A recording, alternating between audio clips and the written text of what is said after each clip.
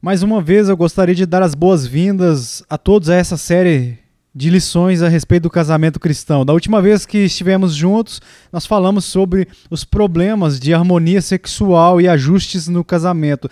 E nessa discussão eu mencionei que, de acordo com as pesquisas mais recentes e as pesquisas que foram realizadas entre os pesquisadores, o motivo número 1 dado nos Estados Unidos para o fim do casamento tem sido o problema do sexo.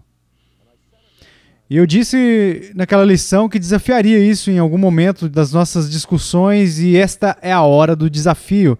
Antes de dar o desafio aqui e lançar o desafio, deixe-me apenas ensaiar a licitação. A razão número 1 que nos é dada a nós pelos pesquisadores é o sexo. O segundo maior problema, de acordo com os pesquisadores o causador de destruição da harmonia no lar, é o dinheiro. E a terceira razão frequentemente dada é o problema da interferência dos parentes mais próximos. Agora, certamente reconheço e concordo que esses três problemas têm causado estragos nos casamentos neste país. Mas eu acho que há algo que ainda é mais severo em seu poder de ferir e destruir casamentos. E eu classificaria o problema número 1 com casamentos, que seria a língua humana. Eu acho que o que nós dizemos um ao outro contribui mais do que qualquer outra coisa para o colapso da confiança, para o colapso do amor, para o colapso do respeito entre duas pessoas no relacionamento conjugal. Esse problema pode se manifestar sexualmente na área do dinheiro. Nós podemos entender como esses problemas surgem, bem também como a intromissão dos sogros. Mas não aprendemos a falar, não apenas um com o outro por meio da comunicação, mas muitas vezes temos sido cruéis e não pensamos, e por isso infligimos danos uns aos outros com grandes marcas. Em contraste, me deixa aqui ler para vocês uma breve seção do Antigo Testamento que envolve uma celebração do amor, que a gente encontra essa declaração em Cânticos de Salomão. O 4º capítulo de Cânticos de Salomão começa assim, onde o autor está dizendo: como és formosa, querida minha, como és formosa, os teus olhos são como os das pombas e brilham através do teu véu. Os teus cabelos são como o rebanho de cabras que desce odeantes do monte de Gileade. Agora, isso pode parecer um tanto estranho para dizer que seu cabelo me lembra um bando de cabras pulando para cima e para baixo lá na encosta da montanha de Gileade, mas na antiguidade isso, é claro, era uma expressão muito romântica, na verdade um tanto poética e até bonita. Então diz, são os teus dentes como o rebanho das ovelhas recém-tosquiadas que sobem do lavadouro e das quais produzem gêmeos. Eles não diriam isso sobre eu, porque não há duas pessoas iguais como eu, mas aqui a pessoa é descrita como tendo os dentes iguais, onde cada um é idêntico e combina um com o outro. E nenhum delas hacem crias. Isto é, não há lacunas entre os dentes. Seus lábios são como um fio de escarlata e tua boca é formosa. As tuas faces, como romã partida, brilham através do véu. O teu pescoço é como a torre de Davi, edificada para arsenal. 1000 escudos pendem dela, todos broquéis de soldados valorosos. Os teus 2 seios são como 2 crias gêmeas de uma gazela que se apacentam entre os lírios. Tu és toda formosa, meu amor. Não há mancha em ti. Agora, a tradição diz, dentro dos grupos cristãos, que o que encontramos aqui em Cânticos de Salomão é uma forma simbólica de tratamento estendido, uma alegoria do amor perfeito de Cristo por sua igreja. Que o que nós temos aqui é uma canção espiritual celebrando o amor que Cristo tem por sua noiva. Queridos amigos, acho que isso representa mais do que qualquer coisa que eu poderia apontar a distorção e a intrusão na fé cristã daquela visão grega de que eu estava falando lá, que enxerga a atração física e o amor físico como algo que é intrinsecamente mal. Eu gostaria de passar por essa passagem, mas eu não tenho tempo para defendê-la de uma perspectiva acadêmica. Ela simplesmente não há justificativa alguma para interpretar Cânticos de Salomão, simplesmente dizendo que ela é uma alegoria do amor de Cristo pela igreja. O que isto é? É uma inspiração divina, uma canção de amor, onde o Espírito Santo está celebrando o romance entre duas pessoas. Eu acho isso fantástico. Agora, porque temos dificuldade com isso, temos que reinterpretar e fazer de alguma forma uma lição espiritual, mas pense nisso antes que essa coisa pudesse se qualificar para ser uma alegoria de amor espiritual. Primeiro teria que ser aceitável a Deus pelo conteúdo que está lá. Então, por que não podemos simplesmente considerar o valor aqui de face? Mas o que quero que vejamos aqui é que nessa expressão de amor divinamente inspirada, a relação verbal entre o homem e a mulher é de elogios. Você não vai ouvir nessa canção de amor, nessa celebração de romance, o homem dizendo para a mulher: por que você não faz isso? Ou a mulher dizendo ao homem: você está sempre atrasado, você nunca vai fazer qualquer coisa de si mesmo assim. Em outras palavras, a língua está sendo usada para honrar o parceiro. O Novo Testamento nos diz que a língua é um pequeno membro que se orgulha de grandes coisas e tem a capacidade de simplesmente, por uma faísca, incendiar umas florestas inteiras. Que a língua ela é o membro mais destrutivo do corpo humano. Com ela nós louvamos a Deus, mas com ela nós também podemos trazer maldição sobre uns aos outros. Eu me lembro, quando eu era criança, havia lá um sujeito na nossa comunidade que era um valentão. E ele costumava tirar sarro de mim. E eu subia a rua lá para brincar com a galera e tal, e ele zombava. Lá vem o esquilo dentuço. E ele zombava dos meus dentes dentuços, salientes. E isso me esmagava. Ele era mais velho do que eu, e eu queria ser aceito entre as crianças mais velhas para brincar com elas. E todas as vezes que eu aparecia, essa mesma criança ficava falando sobre os meus dentes salientes, dentuços. E um dia eu cheguei em casa chorando. E a minha mãe, ela me encontrou lá na porta dos fundos, e ela disse: qual que é o problema? Eu disse: fulano de tal me chamou de dentuço de novo. E minha mãe, ela sentia pena de mim, ela estava tentando me ajudar a lidar com esse tipo de coisa que acontece na vida de todos nós. E ela disse o seguinte: filho, deixa eu te dizer como que você lida com alguém que diz algo que não é muito bom.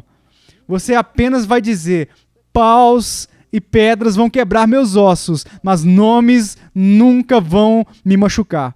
Eu disse: ok, isso soa bem. Aí eu subi a rua e aí vem o mesmo garoto e ele diz: lá vem o dentuço, lá vem o esquilo com os dentes de novo. Eu olhei para ele e disse: paus e pedras vão quebrar meus ossos, mas os nomes nunca vão me machucar. Eu estou pensando na minha cabeça: isso é uma mentira imunda, porque ainda dói. E eu descobri que o que a minha mãe me disse não era verdade. Desta vez abri minha cabeça em uma pedra, havia sangue por todo lugar. E eu fui para casa e pensei que fosse morrer. O médico veio, pegou algumas pinças assim de metal, tirou uns negócios no topo da minha cabeça, e alguns dias eu estava bem, já estava bom. Aí outra hora vem um cara, quebra meu braço. Engessado, 6 semanas depois meu braço está bom. Mas um insulto, uma palavra sem pensar, ela pode penetrar onde nenhuma pedra pode chegar. Ou nenhum pedaço de pau pode jamais tocar. Porque pode chegar na alma. Eu tive uma experiência de aconselhamento que é a minha ilustração favorita disso, onde uma mulher veio me ver porque o casamento dela estava com problemas. E eu não pude deixar de notar como aquela mulher chegou ao meu escritório. Ela era uma mulher extraordinariamente atraente. Ela de fato era. E ela começou a me contar sobre os problemas que ela estava tendo lá no casamento dela e tal. E então ela contou a história dela.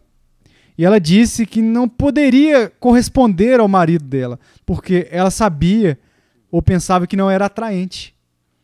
Eu pensei: ah, não, aqui estou eu de novo, apenas como a minha mãe. Minha mãe costumava ir comprar roupas lá no centro, nas lojas da cidade lá, e Então ela ia pro salão de beleza e tal, ela entrava em casa parecendo a Grace Kelly, saindo da revista Vogue ou algo assim, e ela dizia, eu estou horrível esta noite. E nosso comentário padrão era, a senhora vai pescar de novo, mãe, porque ela estava procurando elogios, porque a minha resposta deveria ser, não, mãe, você tá ótimo, você é a mãe mais linda da vizinhança. Então, quando essa mulher veio se aconselhar comigo lá no aconselhamento, ela dizia que não poderia corresponder ao marido porque ela sabia que ela não era atraente o suficiente. Eu queria dizer, pare com isso, senhora. Não brinque comigo. Mas eu percebi que ela estava falando sério. Então, eu comecei a explorar o passado dela. E aqui está o que ela disse. Ela disse que isso, quando ela era uma jovem, adolescente, que ela estava entrando na adolescência, ela lutou para manter a aparência por vários motivos. A primeira coisa que ela teve foi acne, espinhas de adolescentes. Espinhas, ok? E tinha que colocar remédio no rosto todas as noites e tal. Além disso, quando ela estava tendo os primeiros dentes adultos, eles vieram tortos, então os dentes dela pareciam engraçados. E ela foi uma das primeiras meninas da classe a usar óculos e esse era muito forte, assim, os óculos eram como um fundo de garrafa mesmo, de coca. Então aqui está uma garota que ela usava aparelho nos dentes, ela usava remédio no rosto para as espinhas e ela tinha os olhos como uma garrafa de Coca-Cola. Então ela volta, ela andando e ela não é muito bonita. E ao mesmo tempo, a natureza a dotou de um corpo muito bonito. Ela foi uma das primeiras a se desenvolver, os meninos perceberam.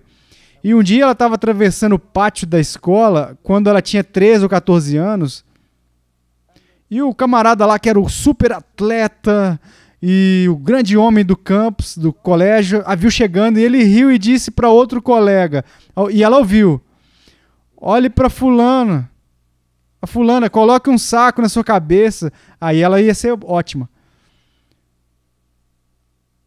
Agora, o que aconteceu nos anos seguintes? O aparelho fez o trabalho dele. Os dentes dela ficaram lindos. Ela superou a acne da adolescência. As lentes de contato substituíram os óculos com fundo de garrafa. E o patinho feio surge como uma bela jovem. E todos que a viam notavam a beleza dela, exceto ela. Quero dizer, 25 anos depois, ela ainda estava convencida de que tudo o que faltava para ser uma boa esposa era um saco na cabeça. A língua humana pode devastar uma outra pessoa. Eu estava em um aeroporto uma vez e estava procurando alguma coisa para me ler. Eu estava folheando um livro lá nas estantes de livro e eu vi este livro que atraiu a minha atenção e o título do livro era assim, A Crítica.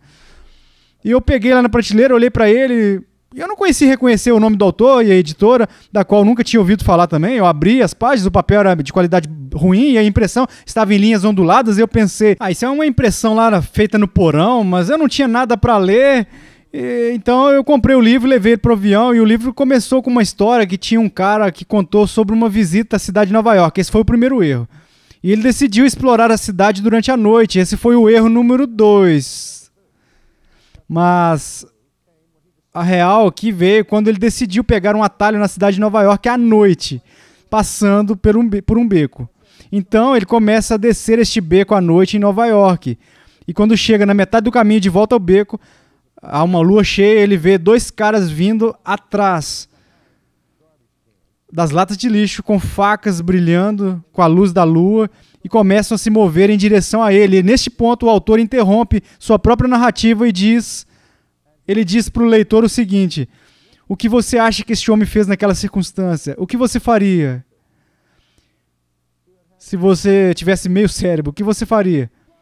Correria, sabe, pro outro lado. Quero dizer, se você visse 2 caras andando em sua direção com facas na cidade de Nova York em um beco, você poderia correr para sair dali. E é o que você faria, né? Esse é um instinto natural, autopreservação. Ele disse, mas sabemos como fugir disso, mas não sabemos como fugir disso aqui, ó. O que fazer quando alguém vem até você e diz: eu gostaria de fazer uma crítica construtiva? A Bíblia nos diz isso como parte da liderança neste programa, de falar a verdade em amor. Quantas vezes você já teve seus amigos cristãos vindo até você dizendo: irmão ou irmã, quero dizer uma coisa em amor. O meu melhor conselho é, se alguém vier ter com você e dizer que quer te falar algo em amor, a melhor coisa que você pode fazer em 95% em 100% é dar meia volta e correr. Correr para salvar sua vida.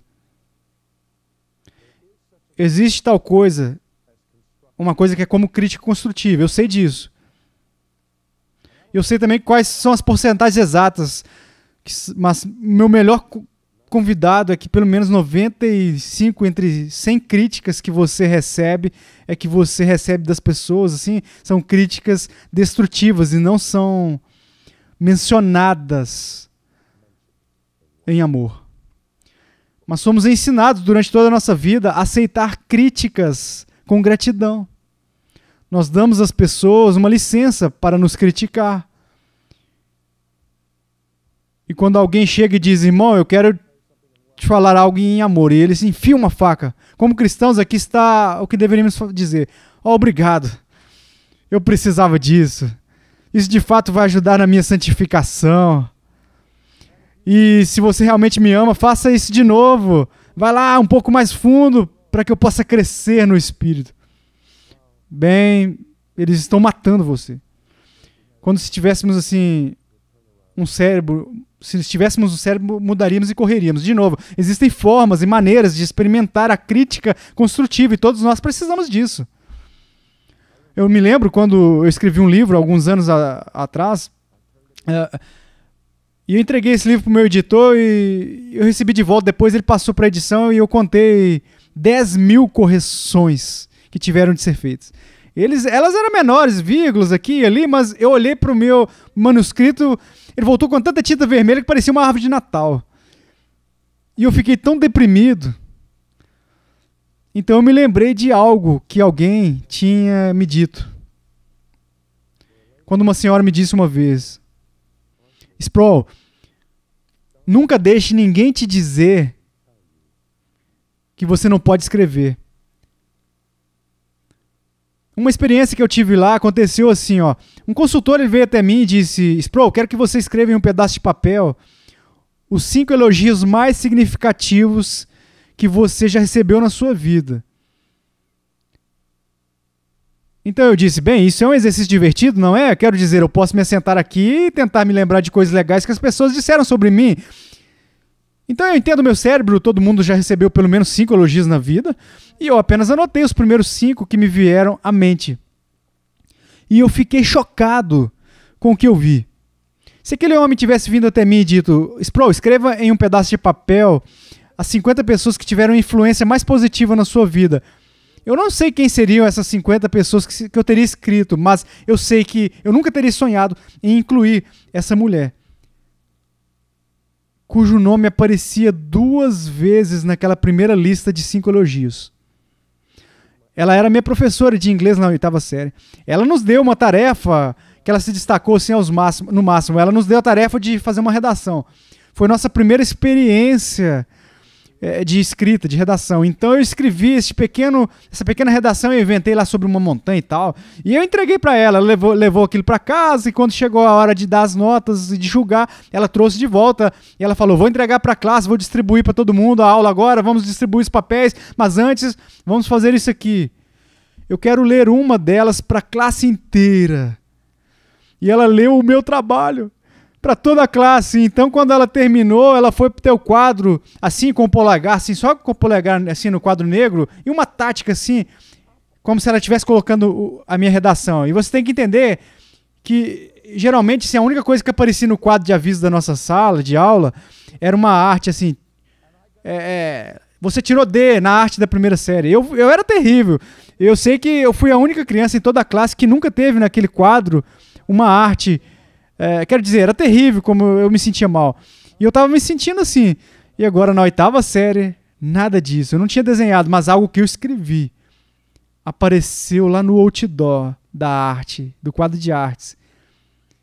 E dizia naquele papel assim, ó: mas não deixe ninguém te dizer que você não pode escrever. Você tem ideia de quantas pessoas já tentaram me dizer que eu não consigo escrever? Você sabe quantas pessoas tentaram me desencorajar para que eu não faça o que eu queria fazer artisticamente com uma caneta? E eu tenho nutrido no meu seio, eu tenho mantido às vezes com as minhas unhas a declaração gentil daquela mulher que ela fez para mim, porque eu acreditei no elogio, no encorajamento dela. Eu sei que ela quis dizer isso e eu confiei na autoridade dela. Essa seria uma boa experiência para você fazer. Eu quero que você saiba mais sobre você mesmo. Vá para casa e faça a mesma coisa. Escreva os 5 elogios significativos que você poderia pensar que já recebeu. Então, quando tiver feito, se quiser um exercício de terror, pegue o papel e anote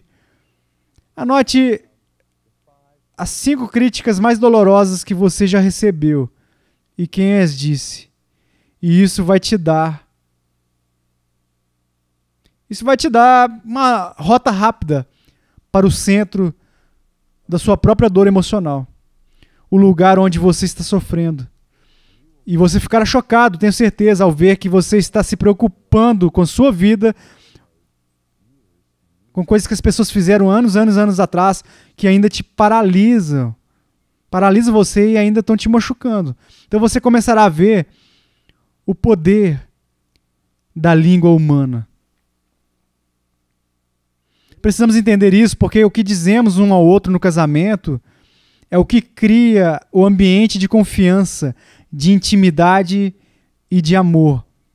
Quando eu me casei com a minha esposa, eu fiz um juramento, eu jurei que ia apreciar ela.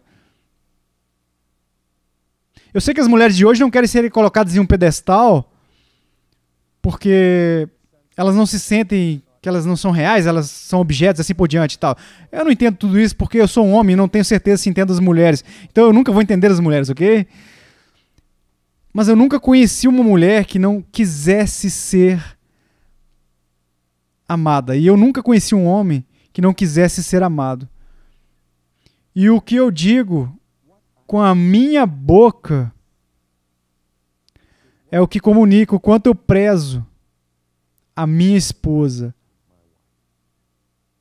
É claro que o que eu faço também fala em si, mas nada pode destruir a sua sensação de ser amada mais rápido do que um cruel e impensado comentário cortante que sai da minha boca. A Bíblia nos diz de novo que em qualquer tipo de relacionamento saudável, não apenas o marido e as esposas, mas com os amigos, parceiros de negócio, que somos chamados a construir, edificar uns aos outros, para edificar um ao outro, para não separar um ao outro. Mas o que acontece em um casamento é que ficamos com raiva um do outro e você me diz algo que vai me machucar. Qual é a minha resposta natural?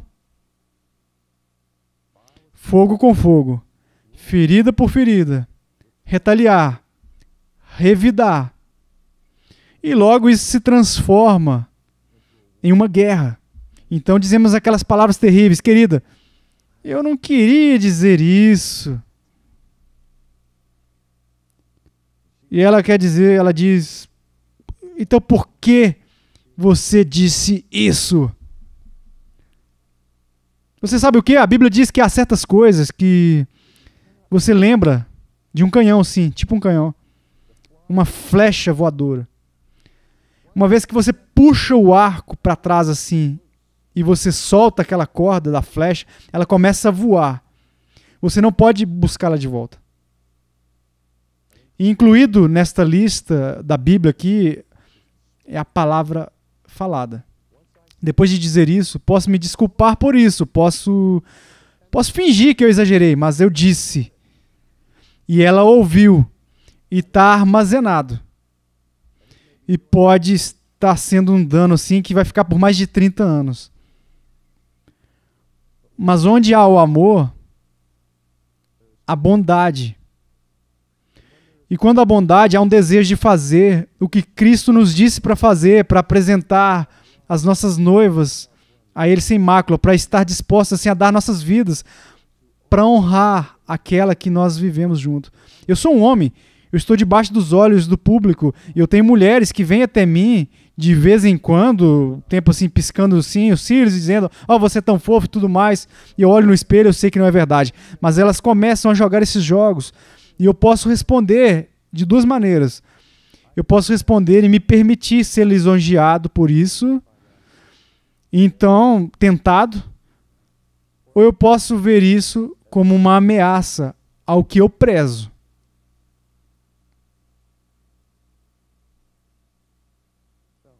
Agora, bajulação, ela é vazia. Temos até a expressão, bajulação não levará você a lugar nenhum. E eu não estou dizendo aos casais que para mentir um ao outro sobre os seus dons e seus pontos fortes. Contando sua esposa, ela é uma ótima cozinheira, mas ela não é. Eu não estou falando disso. Ela sabe que ela é uma péssima cozinheira e não confiará nesse elogio se você disser que ela é uma boa cozinheira quando ela não é uma boa cozinheira. Mas quando o elogio é autêntico, é crível, onde você reserva assim, um tempo para encontrar algo de valor no seu cônjuge, você cristaliza ele, coloque em palavras e diga a ela, diga a ele que você percebeu. E quando nos honramos dessa forma, podemos curar o dano que foi feito. Os psicólogos nos dizem que são necessários 9 elogios autênticos para superar a dor de uma crítica.